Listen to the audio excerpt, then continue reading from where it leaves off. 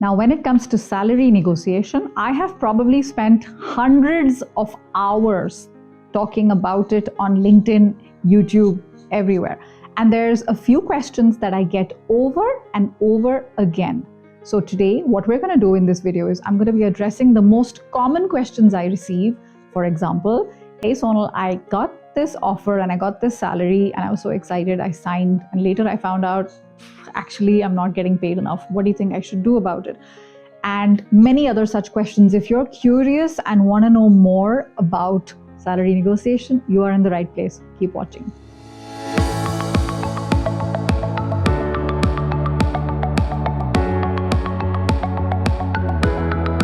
Hey, welcome back to Supercharge. My name is Sonal Bahl, career strategist, former HR director with over 20 years of international corporate experience. And in this channel, we talk about all practical ways that you can get that competitive edge to land that dream role, that promotion you've been dreaming about, and have a life which is full of purpose, meaning, joy, money. If that's what you're about, click that subscribe button and the bell icon so you know when I'm live or when I have another published video, you will be the first to see it. So let's get right into it. All right. Now, when it comes to salary negotiations, every situation is unique. So when you get advice like you're getting today, keep in mind it's not a one size fits all. So take advice that works for you, reject what doesn't work for you, and essentially add what is your own unique way of doing things. This is so important because we live in a world where you've got clickbait type of advice on all sorts of topics. And when it comes to salary negotiation, this is so important. I don't know anything that is more personal than the money we make. Like, what is the amount of money we're taking home? It helps us to take care of our family, have a good quality of life. So you want to be able to track the advice that you're taking and essentially do not take blanket advice from every and any source. All right. So back in 2019, I published this video on salary negotiation. I got a lot of feedback based on those comments. And one of the feedback, which is very specific, was when I talked about fear. And one of the things I said was, it's very rare. People don't take the offer away when you try to negotiate. Yes. However, there are exceptions, like with everything, right? There are no guarantees. So this is the most common question I have received, saying, hey Sonal, you said that people will not take the offer away when you try to negotiate. But I know this one, or I know in my experience, this is what happened, and then they disappeared, they ghosted me, they never got back to me. Now what do I do, right? So that's really unfortunate. So let me get a little bit deeper into this point. There are typically three reasons where a company can say out of the blue, sorry, actually, we have changed our mind. This offer is no longer on the table. Now, reason number one is something happened during the course of negotiations. Maybe you ticked them off, or something which is hard to explain. It's under the radar. It's mysterious. And they decided this is no longer for you. Maybe the boss came in and said, no, we're not negotiating. Reason number two is force majeure. So what that means is something huge happened that's outside your control. A global pandemic, they rescinded all offers, or a recession, or a cyclone, I don't know. Something big happened and the offer is no longer in the picture. The third reason is maybe there is a culture mismatch. That is rare, but that can happen as well, where, based on how you negotiated and based on how they negotiated, there was a little bit of a clash that is sometimes very clear. And then they decide on their part, we're not going to pursue this anymore. The fourth one is specific and it's highly unfair, but the world is unfair sometimes. And that is when women negotiate and stand up for themselves and ask for the amount that they think is the right value for the role, people on the other side, especially women, but not only, all genders, they don't view it in a healthy way. And they decide, actually, they will never say it out loud. You're a woman, you're negotiating, sorry. They will never say that, but that can happen. And there's lots of books which talk about it, and it's higher, like the occurrence is higher in some cultures than in others. So if you have seen this happen, And as a woman, you've seen an offer being taken away when you opened your mouth and you tried negotiating. I've received, a few DMs about it, and people were actually angry because what I was proposing was to negotiate, and they said, we followed your steps, and what the heck, right? So that is where the nuances come in and those exceptions come in. It's outside control, your control, my control. I want you to view it as if they did you a favor, as if you have dodged a bullet, because that culture that shuts down the voice that asks for what they want is not a very healthy and sustaining culture. It's much better, and you can thank your lucky stars that you find this out now in the early days, as opposed to being in the company for 3 to 6 months or 9 months, and then you realize, I'm not even here for a year, and oh my gosh, I need to look for another job. I can't stay here. I'm miserable. You don't want to be in that role, right? You don't want to be in that position. So I know this sounds like sour grapes, but trust me, this happens much more frequently than you realize, where taking an offer away is sometimes a big favor that they have done for you. The other question I get a lot is, what is your expected salary? Now, I have a video which is dedicated to this question. What are your salary expectations? How do you answer it? Having shared that a few years ago, I do want to update it because over time we learn new things, right? And my thinking also is evolved with time. So what I say in that video is to try and avoid as far as possible to share a number or a range, because both tend to not necessarily favor you in the long run. If you share a number, it's like the Russian roulette, right? Maybe their budget is 100 and you say that you want 70. You've lost that additional 30,000 cash on the table. And if you give a range and you say, yeah, I'm looking at something between 75 to 90, you hope they heard 90. What they heard is 75. So that's why I'm not a huge fan of numbers or ranges, and which is why I prefer to say, because it's also a little lazy on some companies' parts. I understand why they ask. They want to make sure you're not too expensive, that your aspirations are not too expensive. But this question is not going away as long as positions, the comp and ben for the positions is based on what people are making today as opposed to the value of the position. That does tend to happen, particularly in companies where there is no compensation and benefits department. When the departments are there, they will look at the strategic long-term implications. But when they are not there, they want to know how much you make today. Or if they can't find out because it's illegal, they want to know how much do you want today. And then they want to make sure that it's kind of like there is a match. So I'm a big fan of saying something like, hey, it's a little early for me to be talking numbers, but so far the role looks interesting and I'm not here to waste your time. I promise you, as soon as an offer is on the table, I will definitely get into the numbers with you, and we'll see what we can work out. But till then, I feel like it's a bit premature. Now, some companies don't like that answer. I've been told again and again. I see the comments on YouTube. I see what you're writing, and one of the things that comes up is, "Hey, Sonal, I'm getting pushed almost like against the wall. How can I say this better?" Here's what I recommend. Now, what I want you to do is watch a few other videos of mine. I'm going to link them right here. I talk about the minimum acceptable number, which is the amount you want at least, right, to be able to do well, and add an additional 10%. So here, I want you to quote a range where the lowest part of the range is your minimum acceptable number.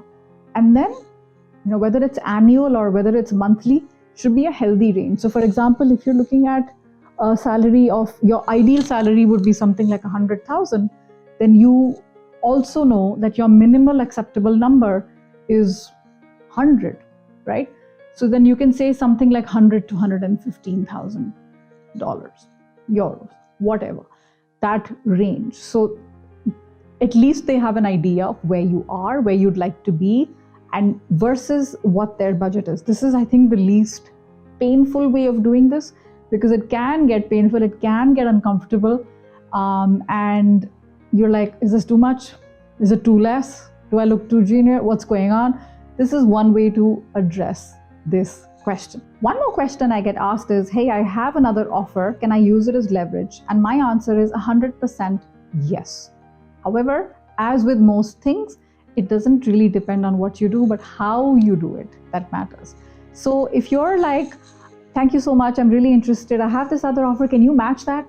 Right? That may come across as greedy. Were you playing them? Were you serious about it? Are you threatening them? So that's really important how you do it. But I wouldn't hide it. Some people feel shy and they're like, I don't want to come across as greedy. I don't want to tell them I have another offer. Please do. It might help to speed up the process, particularly if the company is taking a long time, the CEO is on holiday, or the hiring manager is out sick, and the decision is taking weeks, months. You're like, I can't sit around. I have another offer and I need to get back to them. However, I really have a strong preference to, towards this role and working with you guys.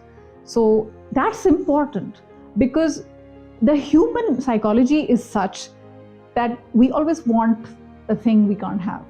Slightly, when others want it, we want it even more. It starts from childhood. Like two kids are playing, one has the toy, then forgets about it, the other one wants it, I want it now. So it's not a bad idea.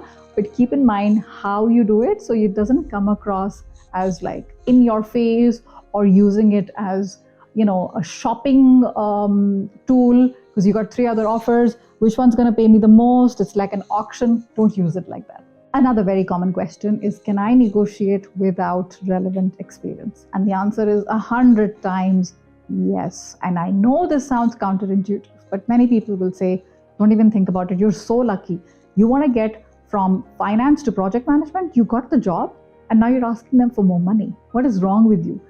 Like that is a very limited thinking and very scarcity mindset, that be grateful and don't look at the bigger picture. It's like a zero-sum game. I don't quite agree, right? It also depends on how you do it. If you're coming from very interesting experience, different companies, different industries, you're bringing new eyes, which I think most companies like.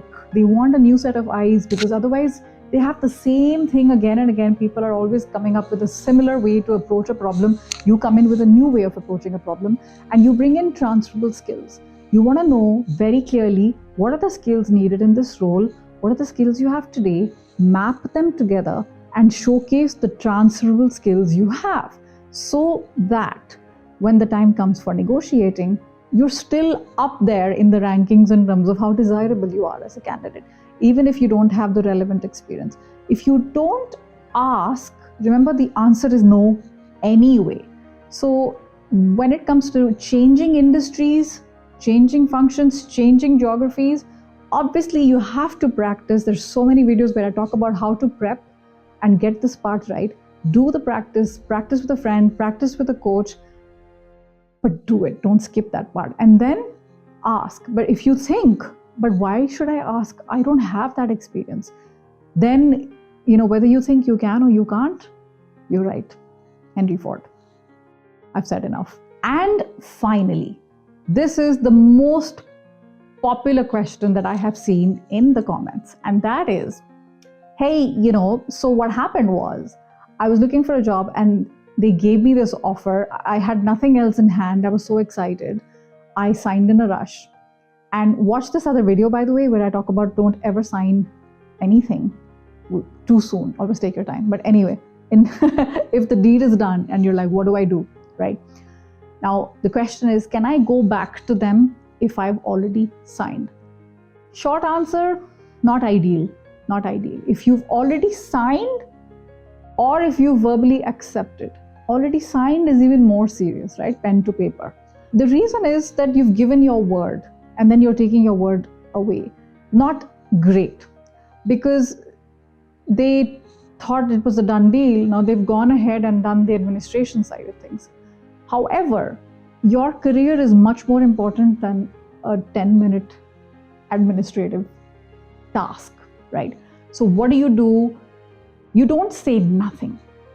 That is what I would say. Listen, first of all, do your best that you never ever are in this situation again. Make sure you've taken all the learnings from it so that you don't repeat this ever. But now that you're there, what I recommend is go back to the company, ask for a meeting, phone, in person, Zoom, whatever, but not an email. Ask for a meeting and say it in this meeting. Say, listen, I'm really grateful for this company, this role, and I'm excited to get started. Having said that, I just want to ensure that I start and I let you know everything with complete transparency. That's the sort of person I am. When I signed the role, it was based on limited information that I had. And now I have, had a chance to speak with a few people and do a little bit more research. And according to this research, the role that, I have signed up for, according to me, is more in the range of this versus, what has been offered to me today. And I know this is maybe not something you were expecting, but is this number flexible? So this is the way I would approach it. I have, more sort of detailed answers to all sorts of salary objections in an ebook of mine. So check that out in case you want to get deeper into it. But this is the way I would approach it and see what happens. You have two choices. Say something or don't. So I hope this helps. And I hope the way I have addressed the frequently asked questions that have come up again and again for all the salary negotiation stuff, I hope this has been helpful to you. If you have watched till the very end, what I want you to do is put in the comments the word power. Power. Power. Because I still think, no matter what, you always have the power when it comes to salary, accepting, rejecting, asking, re-asking, clarification. You've got the power. It's okay to, once in a while, harness that power towards your own good for your own career. Thank you so much for watching. Until next time, take care, keep dreaming, keep believing, keep supercharging. You got this.